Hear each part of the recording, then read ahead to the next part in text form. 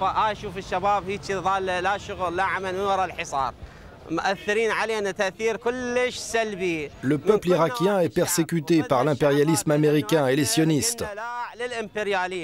وقلنا لا للاستعمار وللصهيونية. Ils disent que notre peuple doit être soumis par la force. Mais nous, avec l'aide de Dieu et celle de Saddam, que Dieu le protège, nous resterons debout et unis. Et nous vaincrons l'impérialisme américain, le sionisme et cet embargo. Ils ne nous mettront pas à genoux.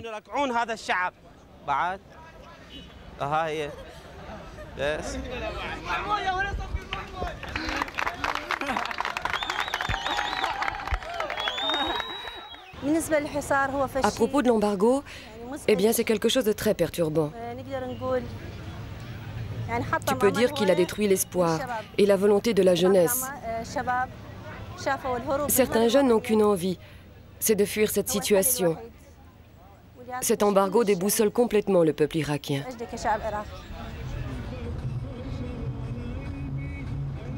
Vivant un embargo qui dure depuis 9 ans, l'Irak a été condamné par les Nations Unies au désarmement et au paiement des dommages de la guerre du Golfe. Bombardé massivement au cours du premier trimestre 1991 par une coalition décidée à libérer le Koweït, le pays le sera de nouveau en décembre 1998. Cette fois-ci à l'initiative des États-Unis et de l'Angleterre.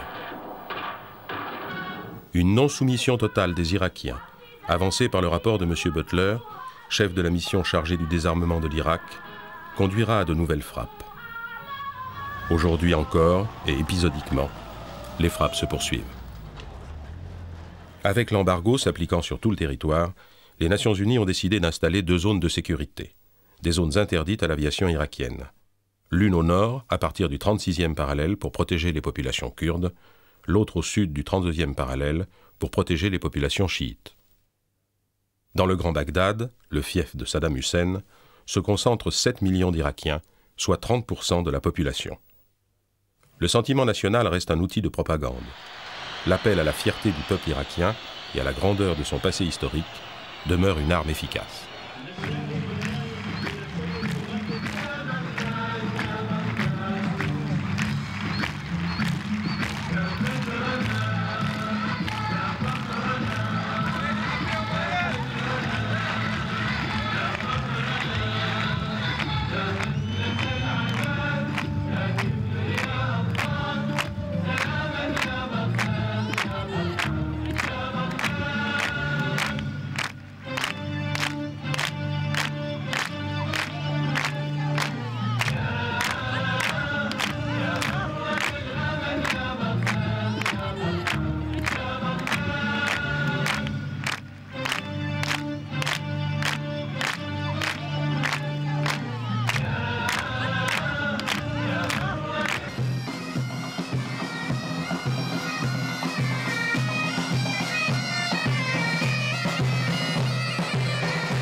Before the rise of Islam and Arabism in Iraq, people from the... Avant l'islamisation et l'arabisation en Irak, les populations sémites de l'époque avaient déjà laissé un héritage riche de culture, comme l'histoire de Babylone ou de Sumer. Ils avaient laissé une grande civilisation.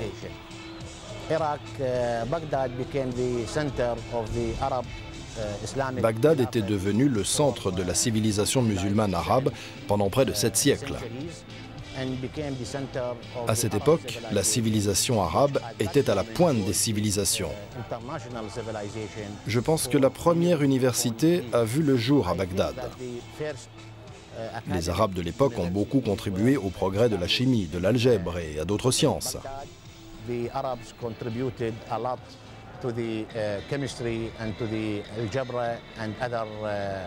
Je pense que le premier code pénal, code civil, a été élaboré dans cette région il y a de ça plusieurs siècles.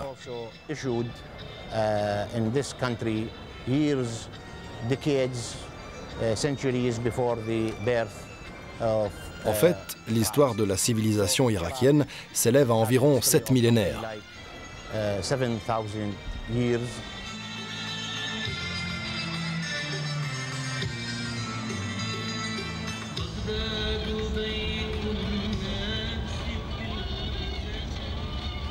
L'Irak est aujourd'hui sous perfusion.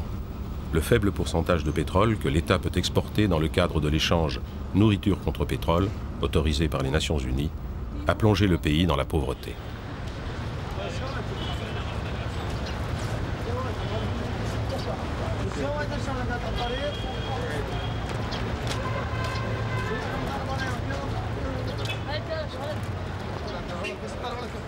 And this time the life is very expensive because the commodity.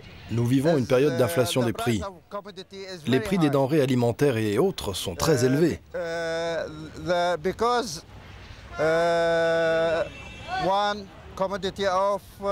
Les salaires restent très bas.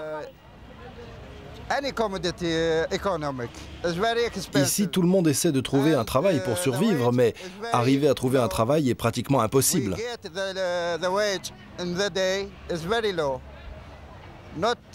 Tout cela est la faute des conditions dans lesquelles nous vivons.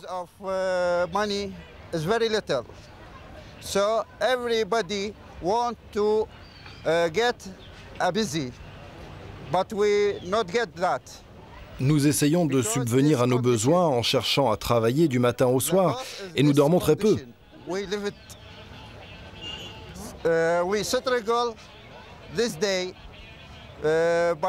Depuis 9 ans, 10 ans, ici, chacun essaie seulement de subvenir à son alimentation.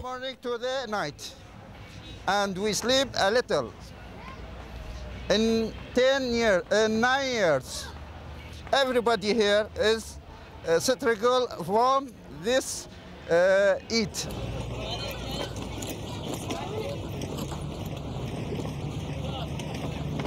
تأثير الحصار على الشعب العراقي أولاً حصار ظالم. Cet embargo est injuste.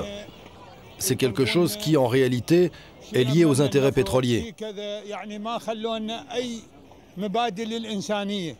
Ils ne nous ont laissé aucune dignité d'homme. On ne peut même pas acheter une tenue convenable.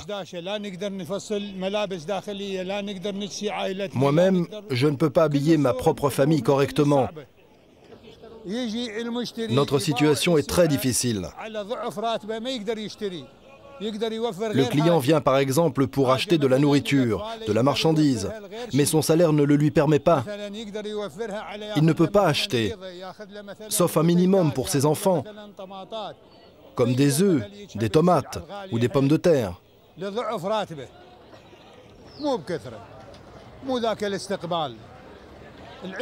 Celui qui a de l'argent, enfin un peu, comme un commerçant, peut acheter. Mais un ouvrier, qu'est-ce que vous voulez, avec son faible salaire, il ne peut plus.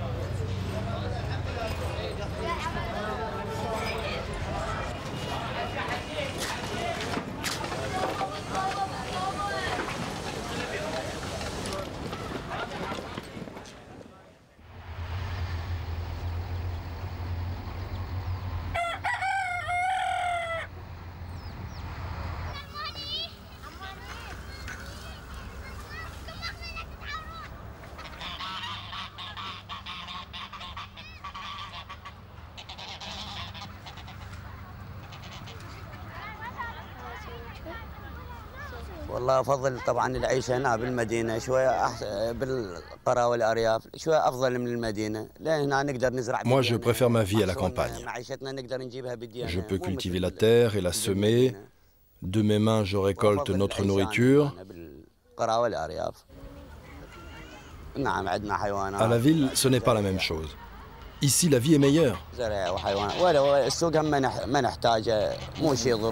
Ma hantise, c'est que ma voiture tombe en panne et que je ne trouve pas la pièce de rechange suite à l'embargo sur les pièces détachées. Eh bien là, c'est la catastrophe, car je ne peux plus me rendre en ville. Et s'il y a urgence, un malade, etc., enfin, je ne préfère pas y penser.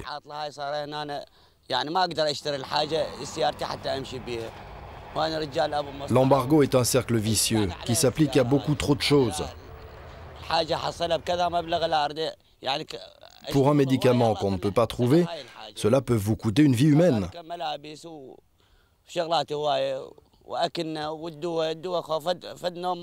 Et pour une petite pièce mécanique de voiture, cela peut aussi vous coûter une vie humaine.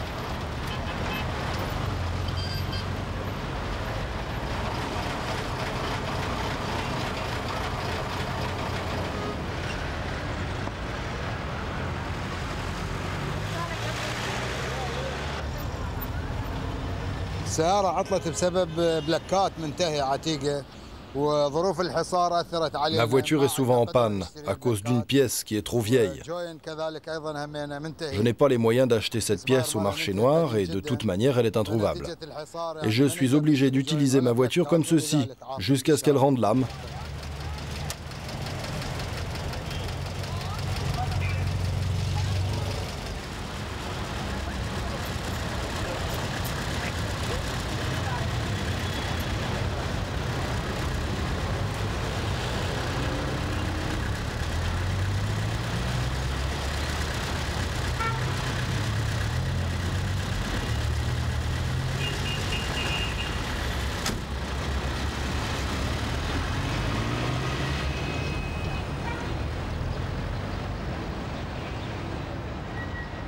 As Iraqis, we have been suffering from the sanctions. Les Irakiens souffrent des sanctions économiques qui leur sont imposées.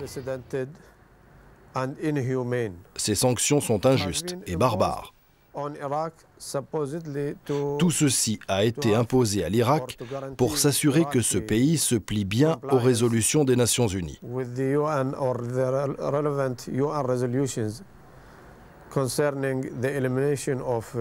Ces résolutions concernaient l'élimination des armes de destruction massive.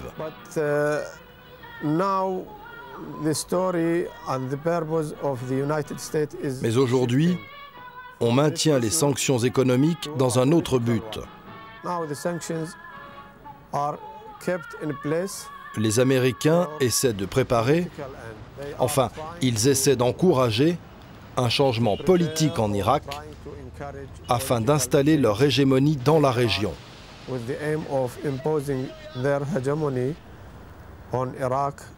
Avec ces sanctions économiques inhumaines, on recherche avant tout à affaiblir toute la nation arabe.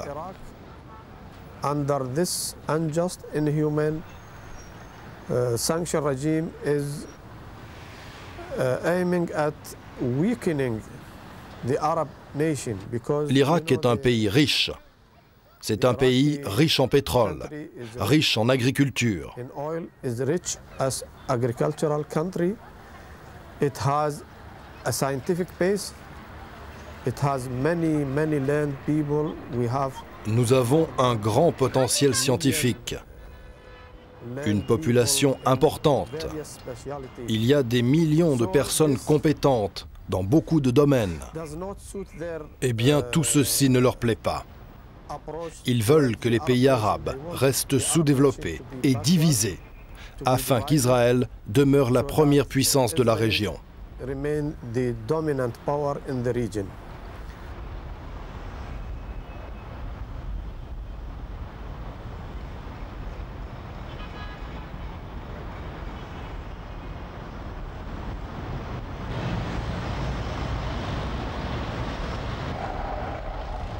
The aims of the Allied forces against Iraq was the restoration of Kuwait. L'objectif des forces alliées était de libérer le Koweït. Was done. Eh bien, ceci a été fait. Al-Sabah family re-established its sovereignty in Kuwait.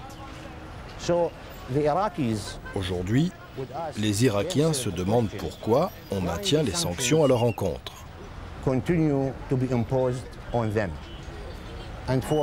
Ils ne comprennent pas pourquoi les civils doivent endurer toutes ces souffrances.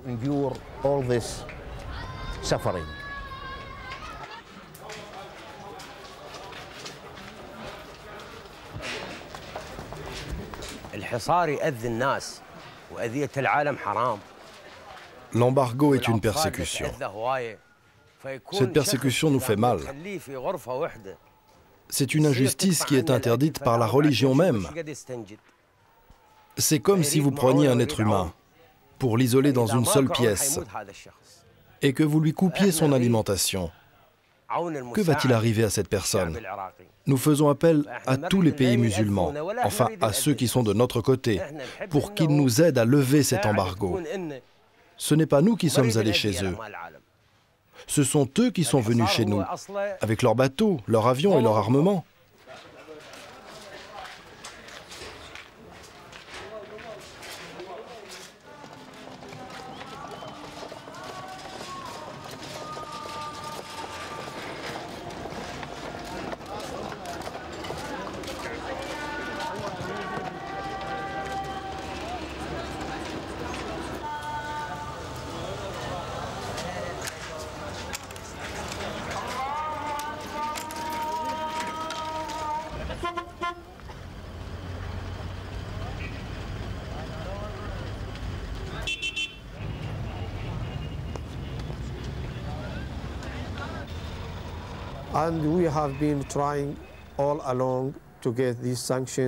Nous avons toujours fait des efforts pour essayer de mettre fin à ces sanctions. Nous avons accepté leur marché, donné du pétrole en échange de produits alimentaires. Mais si on observe bien, on s'aperçoit que ce marché remet en cause notre souveraineté. Nous sommes obligés de passer par les Nations Unies pour vendre notre pétrole. L'argent est placé dans une banque spéciale.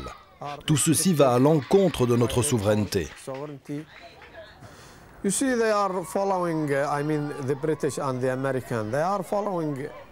Les Américains et les Anglais continuent dans leur stratégie. Ils font de la désinformation. Avec cet échange pétrole contre nourriture, ils parlent d'une aide humanitaire. En fait, ce n'est pas une aide. C'est l'argent de notre pétrole.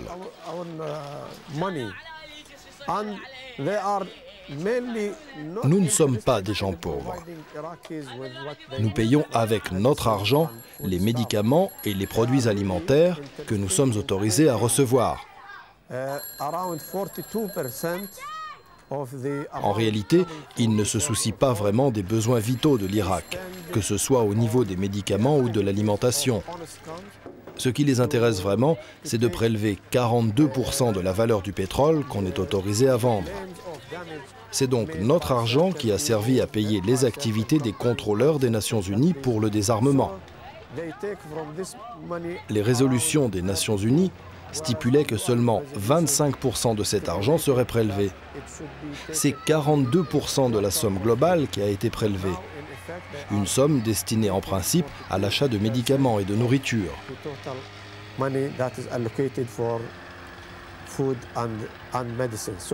Donc, en fait, ce qui les intéresse en premier, c'est de justifier les activités des contrôleurs des Nations Unies. Ces activités sont très onéreuses et doivent être payées par l'Irak. En fin de compte, il est de l'intérêt des contrôleurs des Nations Unies pour le désarmement de faire durer leur programme. Aucun effort n'a été vraiment fait pour faire avancer les choses. Il est de leur intérêt de faire durer cette situation.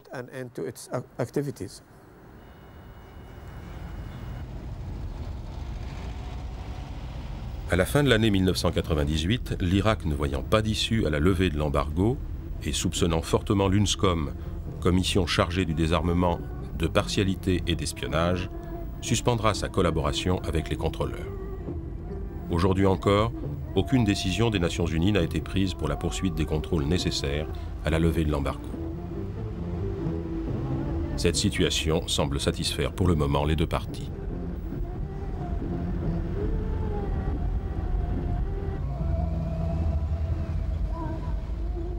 the Iraqi government is not entitled to receive any sum of its own. Le gouvernement irakien n'a pas le droit de percevoir quoi que ce soit du revenu du pétrole autorisé à l'exportation, de son propre pétrole.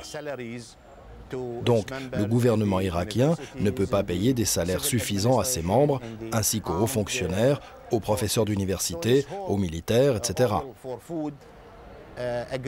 En fait, cet arrangement pétrole contre nourriture est très insuffisant et permet surtout une intrusion dans la politique de l'Irak, une intrusion qui tente à rendre l'Irak dépendant.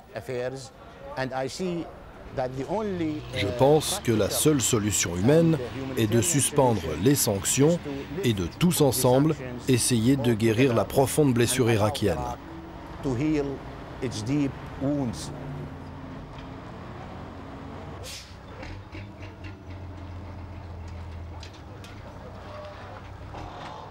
Ayant eu par le passé, grâce à ses exportations pétrolières, un niveau de vie beaucoup plus élevé, l'Irak d'aujourd'hui est amené à accepter l'aide humanitaire étrangère. Une aide que les autorités irakiennes contrôlent avec attention.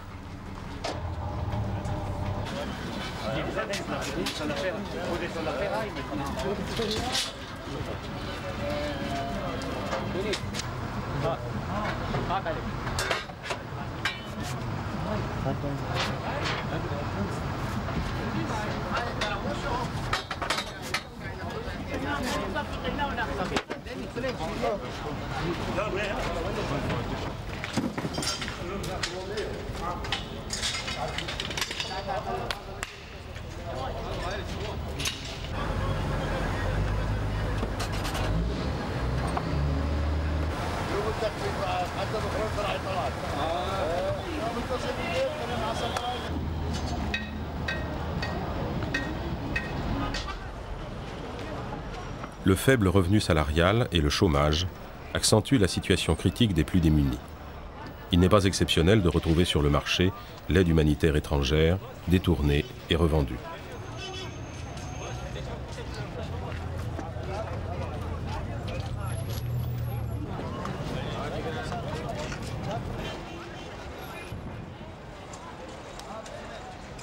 فأنا بالنسبة لي كنت قبل أشتغل بالدوائر مال الدولة، أنا مهندس خريج كلية العلوم سنة 86 جامعة بغداد. Je suis ingénieur. J'ai eu mon diplôme en 1986 à Bagdad. J'ai exercé mon métier dans une entreprise, mais comme vous le voyez, toutes les entreprises, y compris la mienne, ont fait faillite.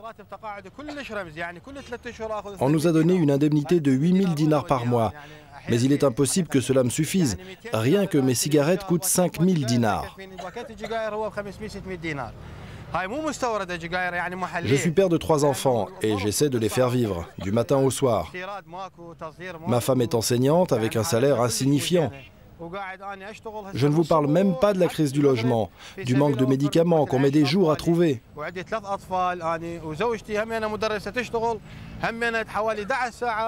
Vous savez, il y a des médecins qui vous prescrivent des médicaments qu'il est impossible de trouver. Je n'arrive pas à les comprendre.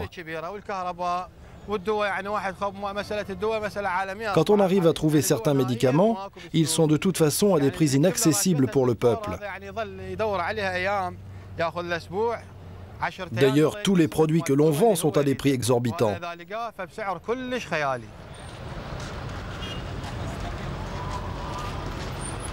À Karbala, au sud de l'Irak, la population à majorité chiite s'est souvent opposée par le passé au régime de Saddam Hussein.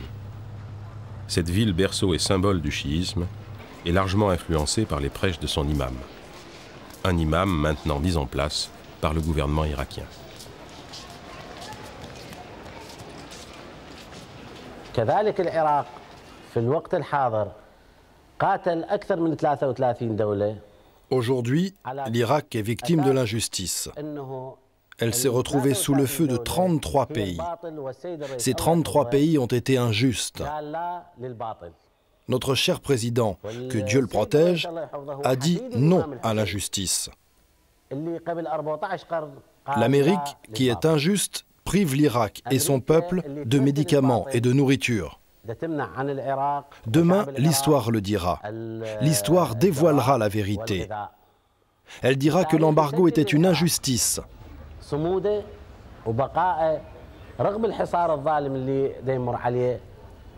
Il faut que cette force tyrannique qui s'exerce à notre encontre cesse le plus tôt possible.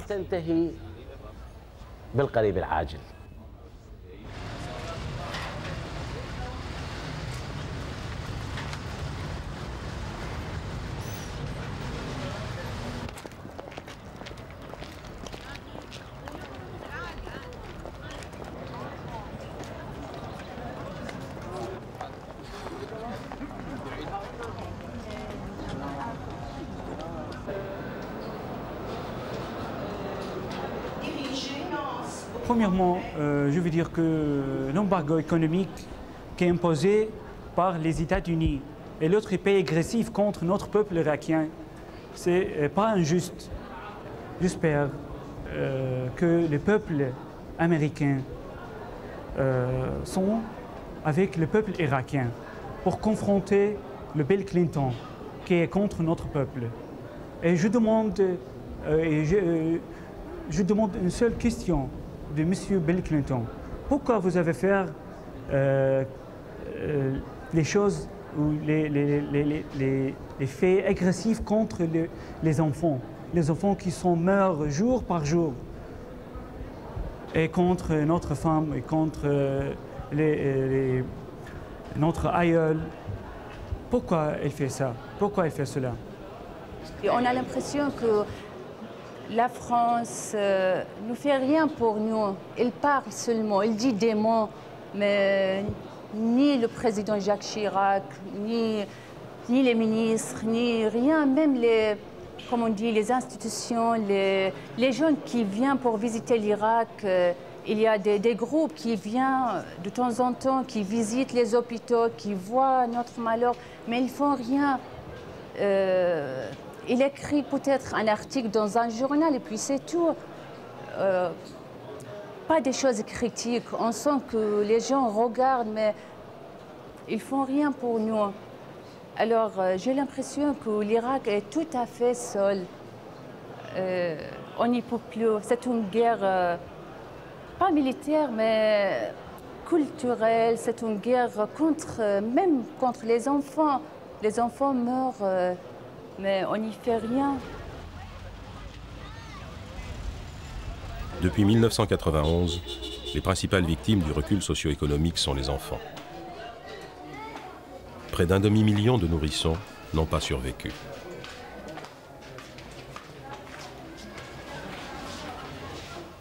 My baby here.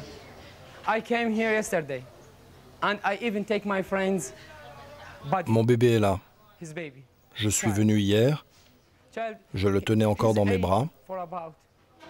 Il était âgé d'1 mois, je lui ai apporté de la nourriture, et là il vient de mourir. Qu'est-ce que je dois faire? Qu'est-ce que je peux faire? Est-ce la volonté de Dieu? Est-ce la faute de l'Irak? Est-ce qu'on peut accepter cela? Toutes les mères irakiennes souffrent de ce drame.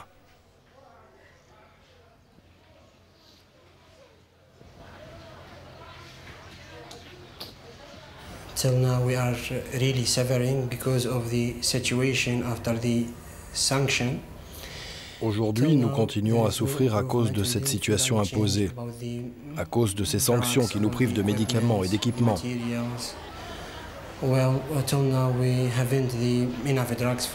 Les médicaments les plus essentiels pour sauver des patients nous manquent.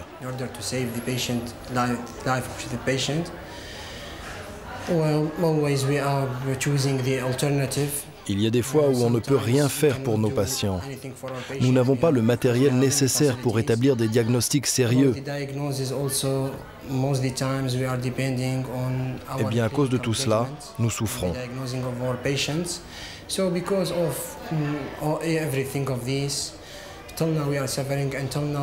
Le taux de mortalité est très élevé. Les dernières statistiques qui ont eu lieu dans cet hôpital démontrent que nous perdons plus de 5 patients en 24 heures.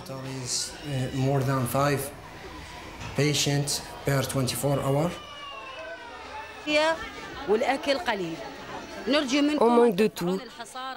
Nous vous prions de faire quelque chose pour mettre fin à cet embargo.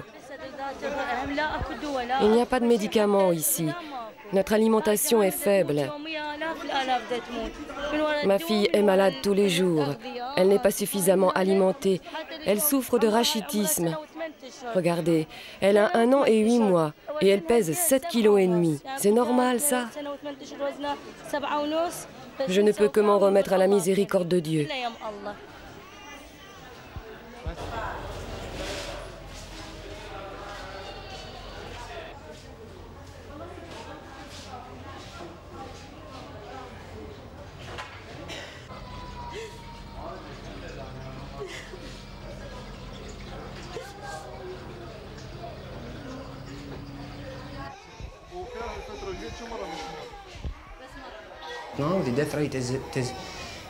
Aujourd'hui, le taux de mortalité est 10 fois plus important qu'avant les sanctions.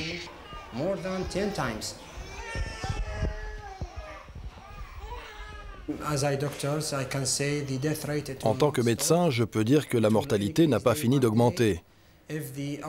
Elle s'accroîtra de jour en jour si notre situation n'est pas prise en compte.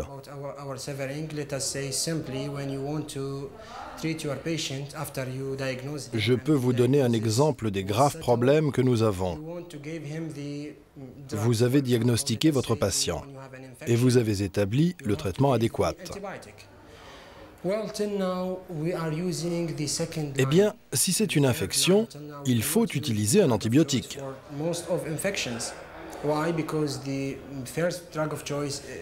Il est déjà difficile de trouver un antibiotique qui convienne.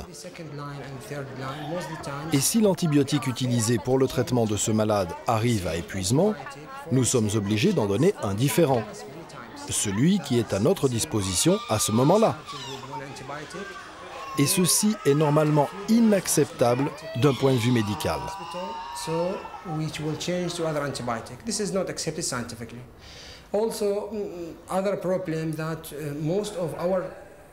Un autre exemple, la plupart de nos enfants souffrent de sous-alimentation à cause des sanctions imposées.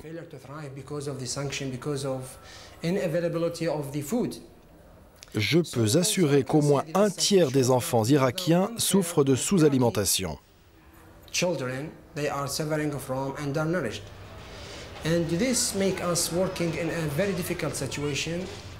Tout ceci conduit à un cercle vicieux parce que quand vous avez des patients qui ont des déficiences ou qui sont sous-alimentés, eh bien ces patients se retrouvent avec une très faible immunité.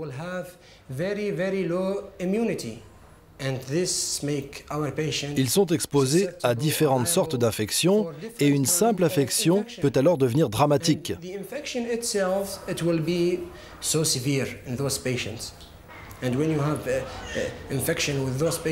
Et pour un nourrisson, cela peut détruire son état de santé très rapidement. Je vous ai simplement donné quelques exemples généraux. Je peux aussi vous parler du problème spécifique de la leucémie, des cancers. Eh bien, ces dernières années, le nombre de cas de cancer s'est accru.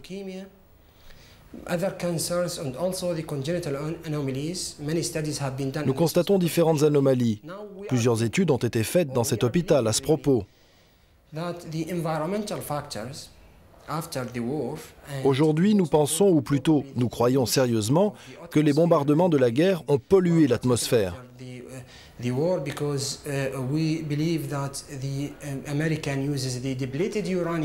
Nous croyons que les Américains ont utilisé de l'uranium appauvri contre nos populations. Ceci a pollué beaucoup de choses. Il semble que ce soit lié à la croissance des leucémies, des cancers et à d'autres anomalies.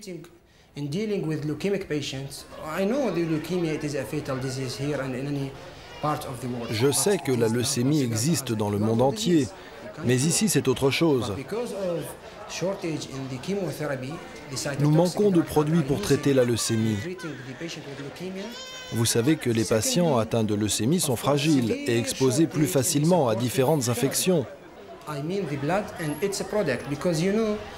The patient with leukemia, they are liable for different kind of complications. Let us say bleeding, for example. And if you have par exemple, le saignement. Lorsque vous avez des malades avec une hémophilie, vous avez besoin de leur donner les médicaments adéquats pour stopper l'hémorragie immédiatement. Un traitement qui peut prendre une semaine, comme un mois. Eh bien, quand vous n'avez pas la possibilité de traiter médicalement un hémophile, il continue de saigner jusqu'à ce qu'il meure. C'est notre problème ici. Nos patients perdent leur sang et nous ne pouvons les traiter parce que dans tout Bagdad, il n'y a qu'une seule banque du sang. Il y a à peu près 20 hôpitaux, mais il n'y a qu'une banque du sang. C'est insuffisant. Notre hôpital à lui seul dépasse la capacité de cette banque.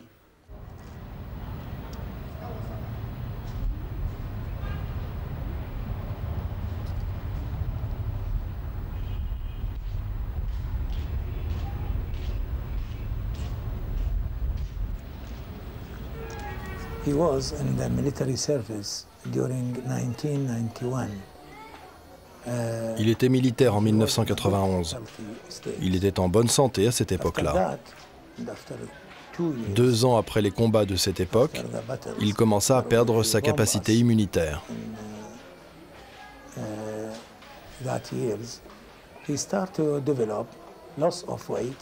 Son état de santé empira progressivement, sa capacité immunitaire et son sang continuèrent à se dégrader.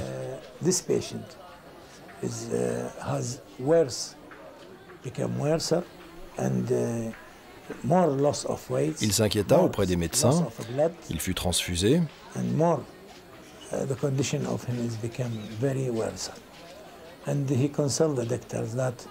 Actuellement, il n'est pas traité pour ce qu'il a exactement. Il a été envoyé dans notre hôpital pour une transfusion sanguine. Jusqu'aujourd'hui, nous l'avons transfusé avec 2 bouteilles de sang.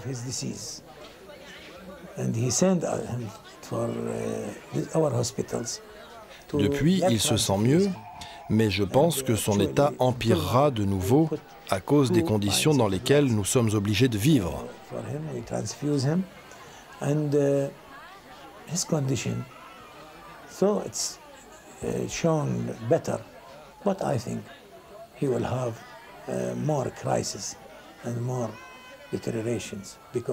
Je rends responsable de tout ce qui nous arrive les pays qui maintiennent l'embargo à notre encontre et qui nous empêchent donc de traiter nos malades convenablement.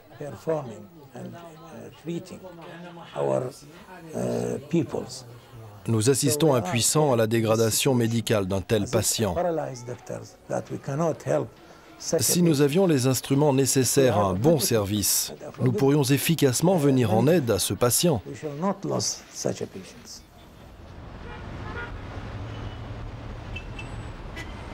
But we know that in 1989, Iraq at that time imported. Nous savons qu'en 1989, l'Irak importait alors quelque chose comme 14 milliards de dollars en produits médicamenteux, alimentaires et autres. Aujourd'hui, les résolutions des Nations Unies n'autorisent l'Irak qu'à vendre une quantité de pétrole équivalente à 5 milliards de dollars. Ceci représente à peine le tiers de ses besoins passés. De plus, durant la guerre américaine contre l'Irak, l'infrastructure fut détruite. En réalité, l'Irak a des besoins encore plus élevés qu'avant la guerre pour renouveler ses infrastructures, pour moderniser ses hôpitaux, ses écoles et reconstruire des habitations, des usines, etc. To rebuild hospitals, schools, housing, switches, and so on.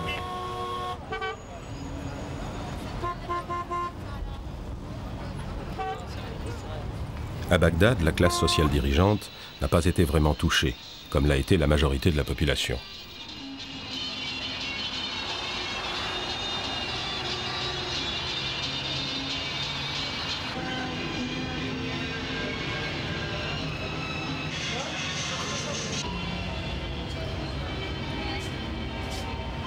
Certains se sont même avantageusement adaptés à cette situation.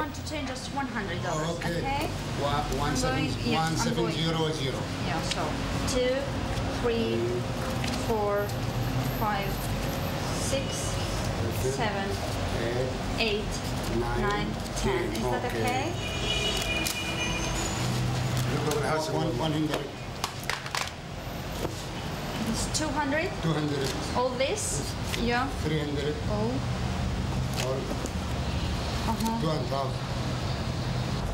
Le dollar est devenu la devise la plus recherchée face à une monnaie irakienne qui ne représente plus rien.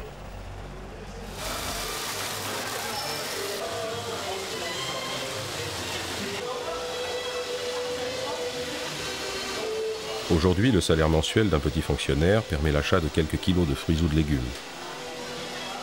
L'embargo ne permettant qu'une économie parallèle avec les pays ne respectant pas le blocus, ce dernier a favorisé le marché noir et le trafic. I think the future will be okay, very well. Je pense que l'avenir sera meilleur. We live here with the situation. Aujourd'hui, nous vivons une situation difficile. And I think we will find a resolution to continue. Mais je pense que nous trouverons une solution pour aller de l'avant. I will stay with my country. Moi, je resterai dans mon pays et je combattrai tous les ennemis. All enemy. That's all.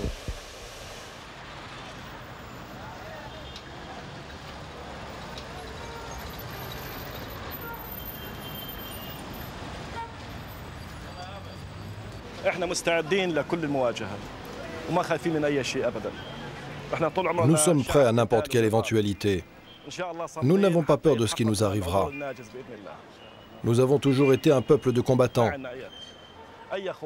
Et avec l'aide de Dieu, nous resterons debout jusqu'à la fin de l'embargo.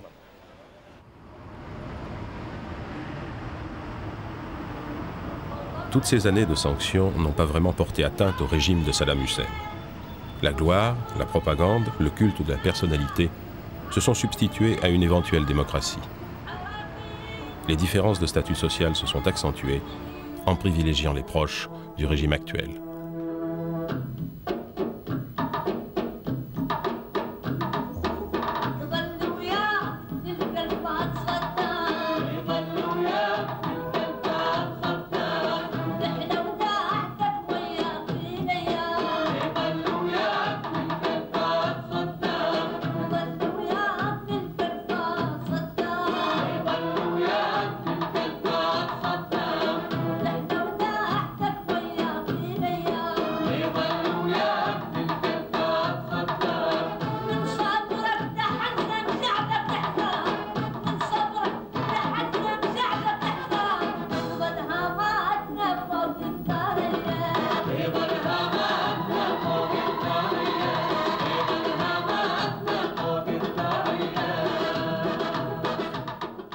The reality that the sanctions did not hurt Iraq politically. En réalité, les sanctions et les pertes humaines n'ont pas porté préjudice à la politique du pays.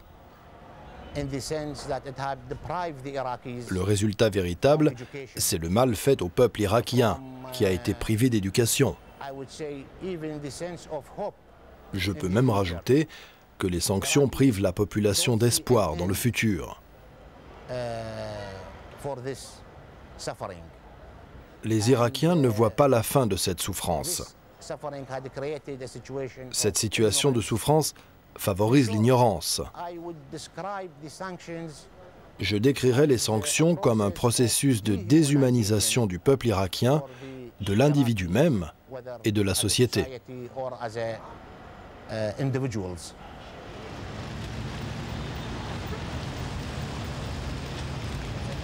Pays promis à un développement considérable grâce à ses ressources pétrolières, l'Irak se retrouve aujourd'hui le pays le plus pauvre de la région. Jadis allié des Occidentaux dans la guerre Iran-Irak, le pays avait progressé vers la laïcité et l'éducation malgré un régime totalitaire. Depuis 10 ans, une génération d'enfants n'a connu que les conditions de vie liées à la guerre et à l'embargo. Vers quel avenir se dirige-t-il aujourd'hui?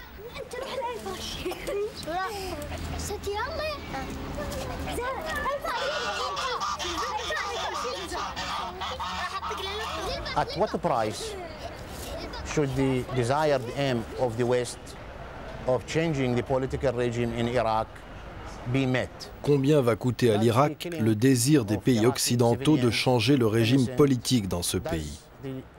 Quel est le prix à payer? Est-ce que le meurtre des civils innocents, est-ce que les privations alimentaires et médicales sont justifiées par l'objectif des Occidentaux? Et même si ces derniers atteignent leur objectif, l'Irak aura payé un très lourd tribut de souffrance et de sacrifice, un tribut que les Irakiens n'oublieront jamais. Ils n'oublieront pas de quelle manière les auront étranglés les pays de l'Ouest. Et peut-être qu'un régime plus radical et plus anti-occidental prévaudra en Irak.